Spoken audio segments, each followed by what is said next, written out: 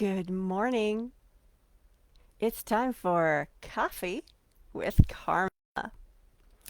I'm your host, Karma Spence. I'm an award-winning, best-selling author, and I have 30 plus years of PR and marketing experience under my belt, a master's in PR from what U.S. News and World Report called the #1 graduate program in PR, and I'm certified in author marketing. And today I have this question for you. You know the old saying, right? Don't judge a book by its cover. And, when it comes to human beings, we really shouldn't, and we do anyway. And guess what? When it comes to books, we shouldn't do it, but we do it anyway.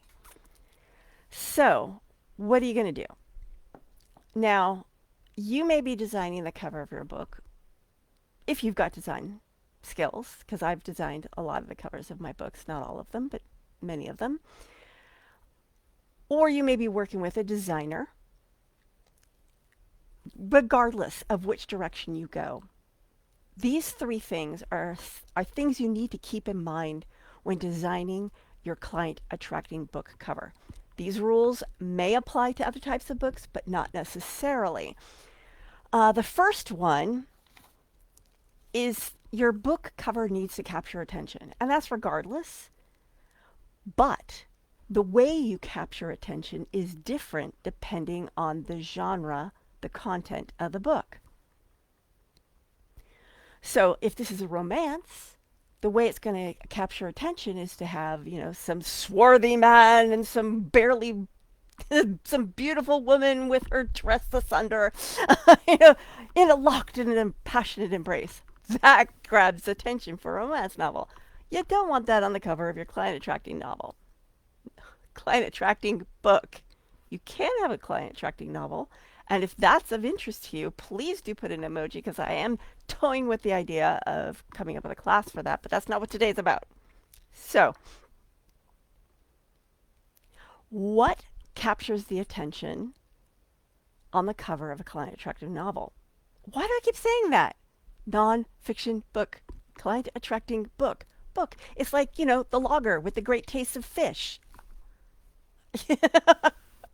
Anyway, so you want it to be professional looking, because the book needs to and this is point number 2, it needs to convey your authority.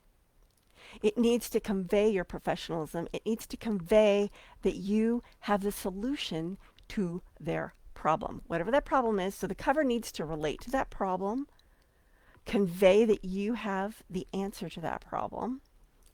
And it needs to, and this is point number 3, it needs to speak to the audience. So let's say your audience is female entrepreneurs. Something I've noticed is if the author is trying to appeal to women, they almost always use pink. Now, I am a woman, and if you don't know that, I'm sorry. But pink's not my favorite color. It doesn't attract me. So what kind of women are you attracting with pink? It's a very specific type of woman. Not all women are attracted to pink. So who are the people in your audience? What colors will attract them? What imagery will attract them? What types of fonts will attract them? So, and on top of that, what goes with your brand? So if your brand is pink, well, then you probably do want pink. But then you probably chose that pink in your brand because you were trying to reach a specific audience. If you haven't, then you might want to go back and think about your brand before you start thinking about your book cover. All of a sudden, my crisp... Now I can't get this thing to go away. Go away, go away. There you go. Sorry, I got distracted. This little pop-up went over and I can't see what I'm doing. So you want it to, so I'm going to summarize now. You want it to be professional. You want it to be attention grabbing. You want it to speak to your audience. Now, I thought I would add in a little bit about what about using your mug on the cover of the book. And if you are a nobody, I don't recommend it. unless the book is about you. See, I think putting you on the cover, if the book isn't about you, is kind of self absorbed. I mean, I've toyed with the idea of putting my mug on a cover, and I've just, bleh, I don't like it. And it's irrelevant. It's irrelevant because you can read the book even if you don't know who I am. Now, I don't want to diss anyone here. So, like one of my friends, Cindy Ashton, has a book out, something voice. I can't remember the name of it. Her face is the cover, but that's because the book is about her. I mean, yes, it's also about finding her voice, but she is so infused into the book, it totally makes sense for her to be on the cover. Now, if you're Tony Robbins, you're probably on every cover. Same with I've totally forgot his name. The Erroneous Zones. I've totally forgotten his name. I can see his face, but his face is on all his covers too. But then again, if you read his books, he is so in them, so infused in them. It kind of helps to have his picture on the cover because then as you're hearing him talk to you, you see his face. So if your face will attract your audience, then go ahead and put your face on there.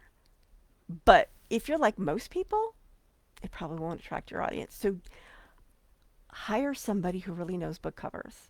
And there are a number of companies that specialize in book covers. And before you work with your designer, this is something I highly recommend. Go look at other books in your field that you like, that are doing well, and look at their covers. What is the common through line in those covers? What do you like about those covers? What do you not like about those covers? That way, you can guide your designer to come up with something that not only is relevant to your audience, but you can be proud of. So, now I'd like to hear from you. How have you gone about designing your book cover if you've already got a book? And if you are still pre-book cover in your book, have I given you anything that you particularly found useful? Please do tell me in the comments below. This is the end of today's Coffee with Karma. Ciao for now.